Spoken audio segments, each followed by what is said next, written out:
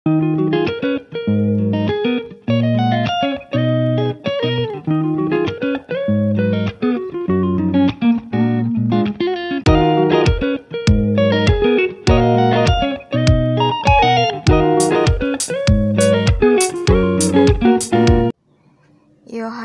5 ayat 18.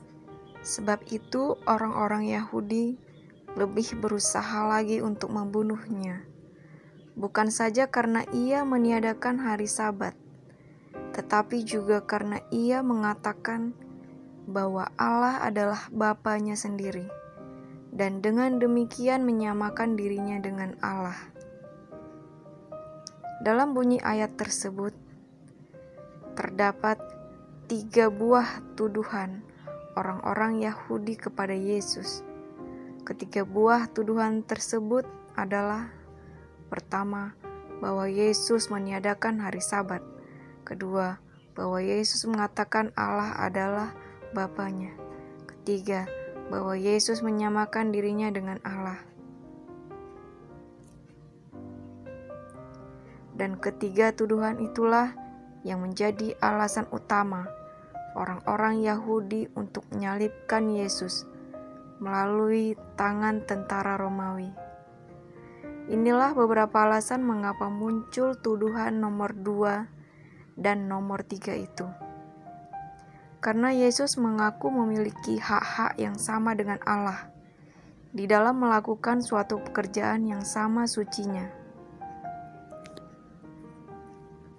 Ucapan-ucapan Yesus juga sering menunjukkan tabiat yang sama dengan Allah, sehingga hal itu dianggap oleh orang-orang Yahudi bahwa Yesus menghubungkan dirinya dengan Bapa yang di dalam di surga.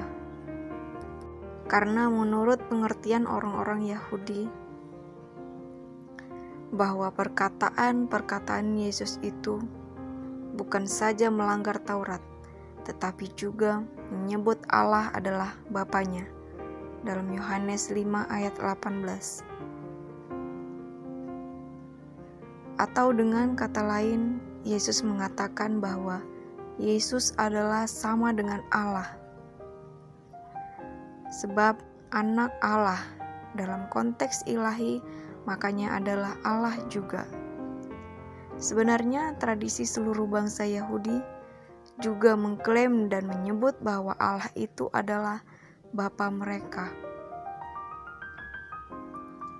Namun pengertiannya hanya dalam hubungan mereka dengan Allah sebagai umat miliknya.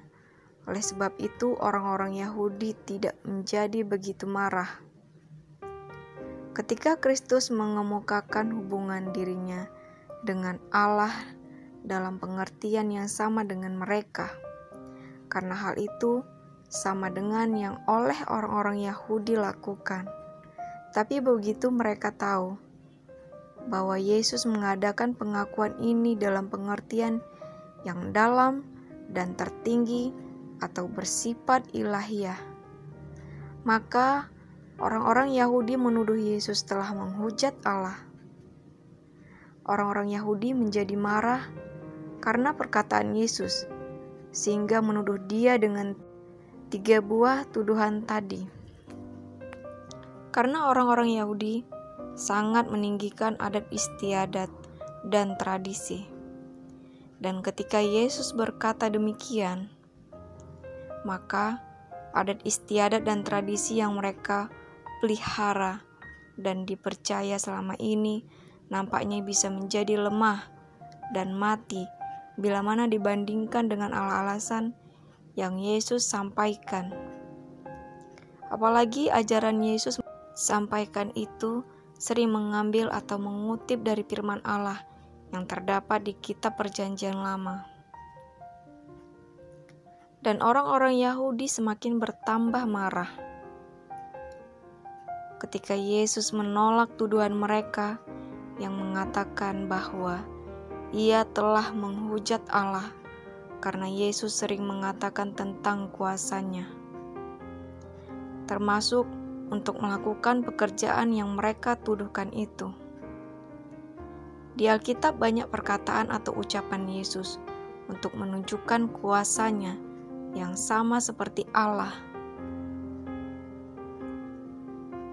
Dalam Matius 28 ayat 18, Yesus mendekati mereka dan berkata, "Kepadaku telah diberikan segala kuasa di sorga dan di bumi."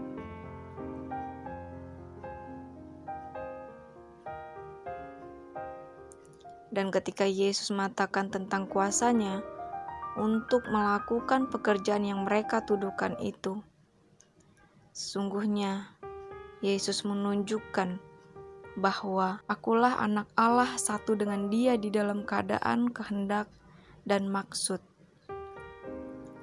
Dalam Yohanes 10 ayat 36-38, "Masihkah kamu berkata kepada Dia yang dikuduskan oleh Bapa dan yang telah diutus-Nya ke dalam dunia, Engkau menghujat Allah, karena aku telah berkata, Aku anak Allah. Tetapi jikalau aku melakukannya dan kamu tidak mau percaya kepadaku, percayalah akan pekerjaan-pekerjaan itu, supaya kamu boleh mengetahui dan mengerti bahwa Bapa di dalam aku dan aku di dalam Bapa." Itulah ketiga buah tuduhan yang menjadi alasan utama dan penjelasannya mengapa orang-orang Yahudi membunuh atau menyalibkan Yesus Kristus. Terima kasih sudah menyimak video ini, kiranya bermanfaat untuk kita semua. Salam, Tuhan berkati.